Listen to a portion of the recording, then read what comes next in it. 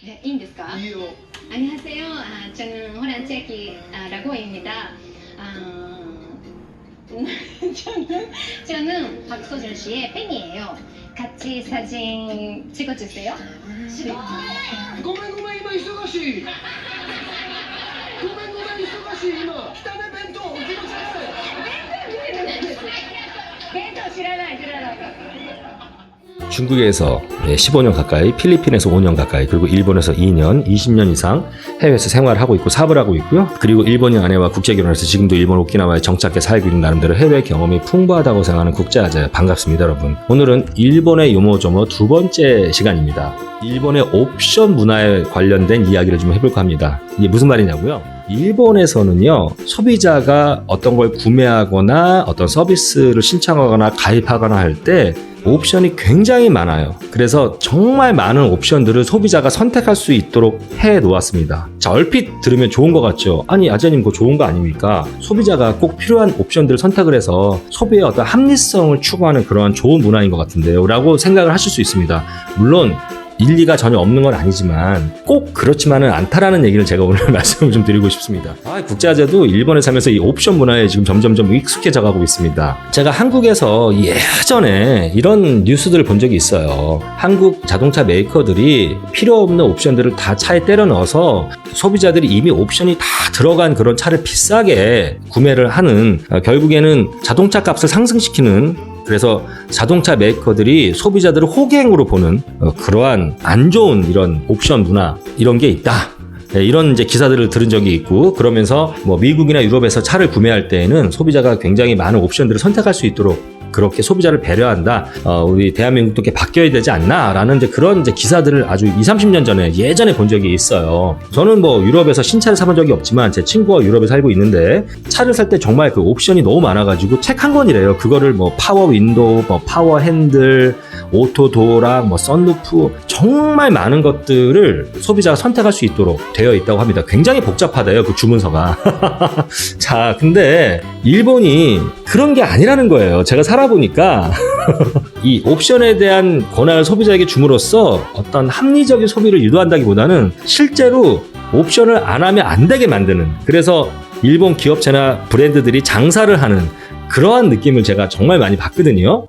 자, 제가 예를 들어서 말씀을 드려볼게요. 재밌습니다. 들어보세요. 제가 새 차를 한번 예를 들어볼게요. 한국 같은 경우 여러분들 세차 어떻게 하십니까? 저 같은 경우는 주로 자동 세차기를 많이 이용을 했어요. 주유소 가면은 기름을 5만 원어치 이상 넣으면은 세차권을 줍니다. 그러면 그 세차권 예전에는 한 1,000원 정도, 지금 한 2,000원 하죠. 이렇게 돈을 내면 자동 세차를 쫙 하고, 그리고 세차가 끝나면 스태프들이 기다리고 있다가 물때 지지 말라고 마른 타올로 차를 막 닦아줍니다. 그래서 한 2,000원 정도면 세차를 할 수가 있어요. 한국의 이 주유소들은 저는 그래요. 이 세차라는 게 어떤 장사라는 느낌보다는 하나의 서비스 차원으로, 그래서 한 2,000원 받는 게 실제적으로 이익이 아니고 코스트. 예를 들어서 세차를 하려면은 전기세 들어가죠. 그리고 또 물값 들어가죠. 또 거품 내려면 샴푸 들어가죠.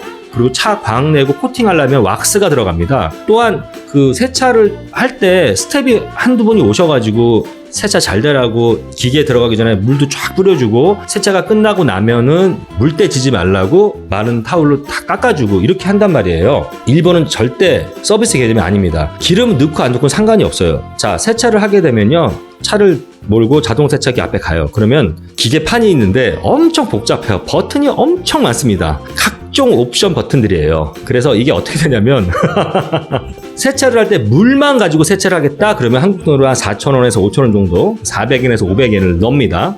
코인을 넣을 수도 있고 지폐를 넣을 수도 있어요. 거기다가 거품 세차, 샴푸가 들어가죠. 그러면 한 1,000원 정도를 더 추가를 합니다. 거기다가 왁스까지 좀 사용을 하겠다, 차 광도 내고 살짝 코팅도 하고 싶다 그러면 왁스 할 때 또한 1,000원, 1,500원을 내야 됩니다. 근데 제가 가는 주차장은요, 그 왁스도 차 옆면만 하느냐, 그걸 평면 서비스라고 그러더라고요. 그리고 앞면과 윗면, 뒷면까지도 그건 입체 왁스라 그래서 그걸 하려면 돈 1,000원을 더 내야 돼요. 그러니까 결국에는 한국에선 기본적으로 물 플러스 샴푸 플러스 왁스까지 다 해서 2,000원이면 일본 같은 경우는 그걸 다 하려고 하면은 싼 데가 한 6-7,000원, 비싼 데는 7-8,000원이 들어갑니다. 자, 그리고 세차가 딱 끝나잖아요. 끝나고 나면 물때 닦아주는 그러한 직원이 없어요. 타올은 주유소에 준비가 돼 있으니까 차를 세우고 본인이 그 마른 타올로 이 물기를 다 닦아줘야 됩니다. 그리고 세차가 끝나고 나서 실내 세차를 하지 않습니까? 보통 한국 같은 경우도 똑같아요. 진공청소기로 차 속에 있는 먼지나 흙, 작은 돌 이런 것들을 빨아들여서 차 내부를 청소를 해줍니다. 일본도 그 진공 청소기가 있는데 한국 같은 경우는 보통 싼 데가 한 200원에서 비싼 데가 500원 정도 한 20엔에서 50엔을 냅니다. 일본은 무조건 그것도 100엔에서 200엔을 넣어요. 그러면 1000원에서 2000원을 또 추가로 내야 됩니다. 안에 실내 세차를 다 하고 나면 한국보다 한 5배 정도 비싼 한 10,000원 정도를 들여줘야 이 세차를 할 수 있는 거죠. 근데 여러분 생각해보세요. 세차장 가서 누가 물로만 세차를 합니까? 솔직히 물로만 세차를 하면 잘 닦이지도 않아요. 기본적으로 거품 세차를 해야 차에 붙어있는 먼지나 흙 등이 잘 닦여 떨어져 나갑니다. 그쵸? 자, 그러면 거기까지 가서 누가 왁스를 안 하겠어요. 기왕 하는 김에 왁스 세차를 또 해줘야 약간 광도 나고 차에 살짝 코팅도 돼서 차 바디도 보호하지 않습니까? 그렇기 때문에 결과적으로는 다 할 수밖에 없는 거예요. 저는 제가 가만히 보니까 일본에서 저도 마찬가지지만 그냥 물 세차만 하거나 샴푸만 하는 사람 거의 보지 못했어요. 제가 한국에서 세차를 할 때는 시간이 없어서 귀찮아서 차가 더러워도 그냥 넘어가자 이런 적은 있었지만 이 자동 세차비 2,000원이 부담돼서 세차를 못한 경우는 없었거든요. 근데 일본에서는요, 시간도 시간이지만 시간도 정말 오래 걸려요. 그런데 시간보다도 세차 한번 제대로 하려면 10,000원에서 한 12,000원이 들어가니까 세차비도 부담이 되더라는 얘기죠.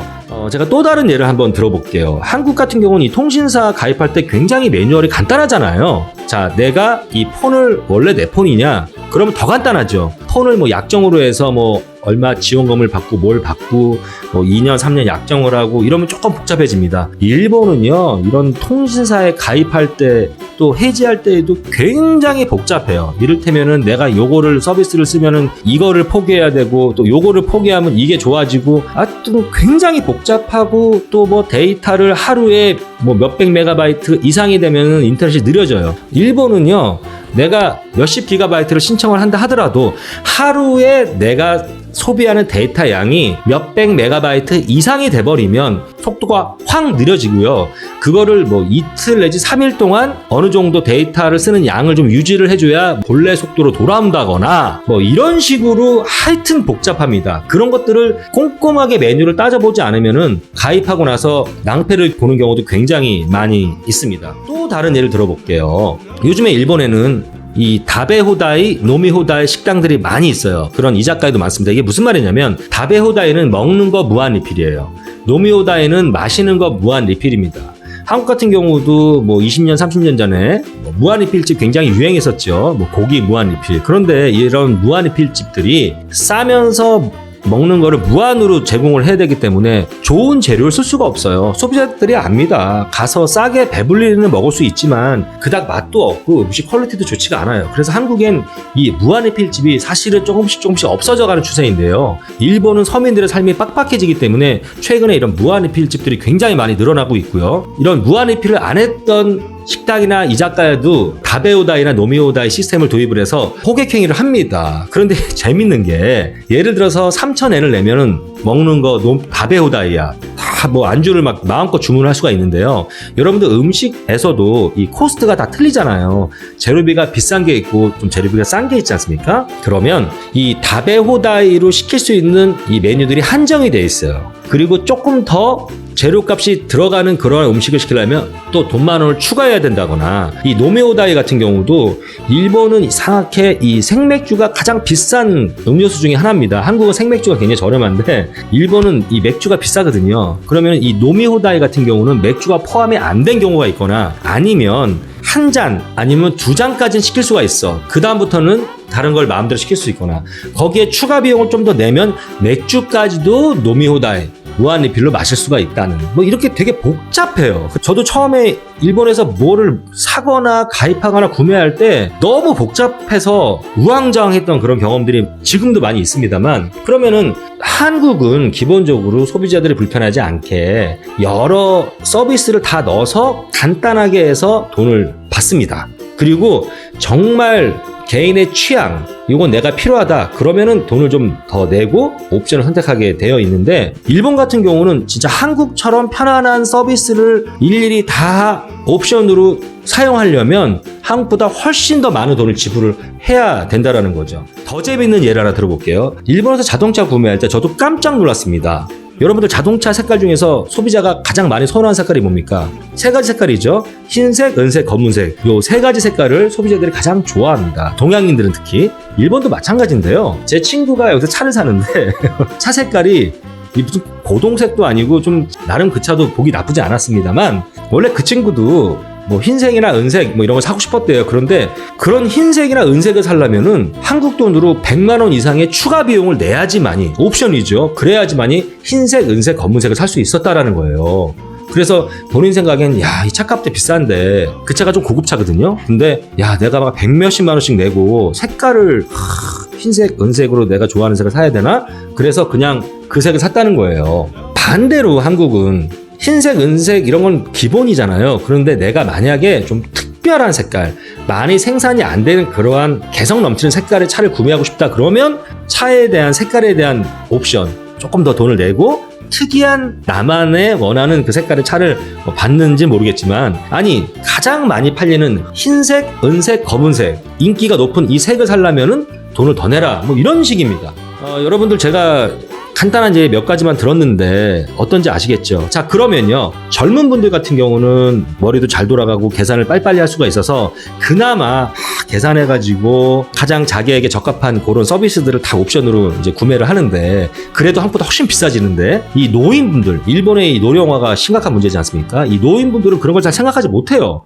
그러니까 이 세일즈맨 이런 사람들이, 아니면 기업체나 브랜드에서 이렇게 옵션을 또 이렇게 추천을 합니다. 그러면 그냥 그대로 따라가는 거예요. 그래서 정말 이 노인들이 특히 기업체에 호갱이 되는 경우가 정말 많습니다. 아무래도 젊은 사람들보다는 그런 계산이라든지 이런 거에 약하기 때문에 일본의 어떤 브랜드들의 어떤 서비스의 기준을 보면 이런 것들이 굉장히 노인들에게 맞춰져 있다. 이 노인들에게 맞춰진 것이 노인들이 편하게 저렴한 가격으로 쓸 수 있는 이런 게 아니라, 노인들을 어떻게 보면 잘 꼬셔서 아주 비싸게, 이제 이런 옵션 문화가 또 많이 있는 것 같습니다. 그래서 제가 일본 살면서 이런 여러 복잡 다양한 매뉴얼과 옵션들이 소비자들의 어떠한 합리적인 소비를 이끌어내고 소비자들의 권익을 더욱더 추구해주기 위해서 기업체나 브랜드에서 배려한 것이 아니고, 결과적으로는 이 옵션을 선택하게 함으로써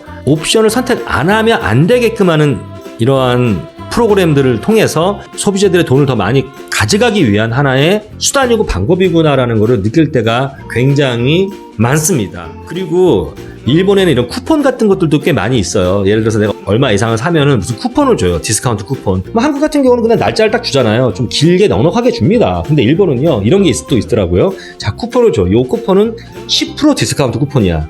내가 이거 쿠폰 받으면 10%를 싸게 살 수 있어. 그런데 10%를 받으려면은 열흘 안에 와서 사야 돼. 그러면 10%입니다.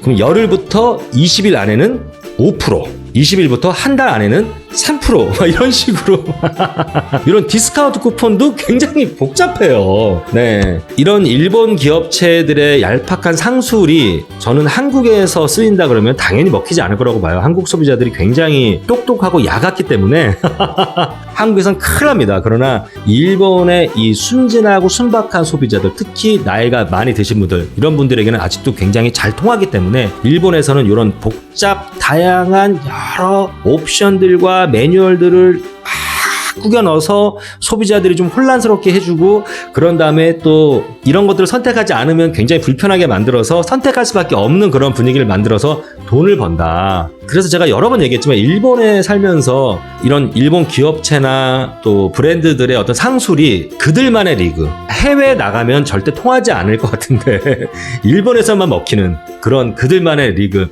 일본에 최적화되어 있는 서비스와 어떠한 매뉴얼, 그리고 또 옵션 문화, 이런 것들을 가지고 돈을 벌고 있다는 생각을 안 할 수 없습니다. 저는 그렇습니다, 여러분들. 물론 제 영상을 보시고 또 반대되는 의견을 말씀하실 분들도 계실 거라고 생각은 하지만, 적어도 제가 느낀 건 그래요. 국제화제 그냥 솔직하게 방송하는 사람 아닙니까? 그래서 혹시 일본에 진출하시거나 일본에서 유학을 하거나 뭐 하여튼 일본에서 저처럼 어떤 이유들로 생활을 계획하시는 분들은 이 일본의 이 복잡 다양한 옵션 문화에 대해서 어느 정도 이해를 하시면 좋을 것 같다라는 생각이 듭니다. 일본의 요모조모 오늘 두 번째 이야기 재미있었거나 도움이 됐다면 좋아요와 구독, 알람 설정 부탁드리겠습니다. 네, 국제화제였습니다. 감사합니다.